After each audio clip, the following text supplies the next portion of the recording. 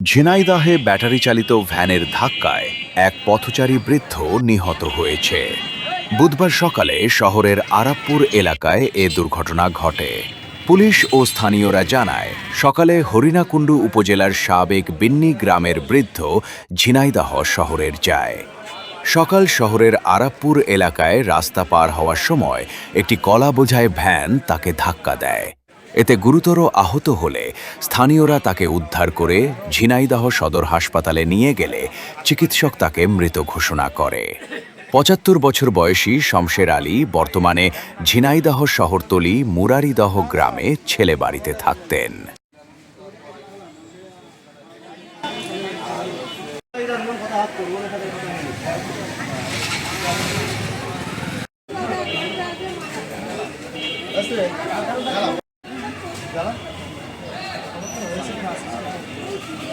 Van van থুয়ে ও এমনি পাগল মতো সমস্যা নেই, তার কিছু করছিল, এখন ফোনে গেছে। পাগল ছাগলের আর কিছু পাবে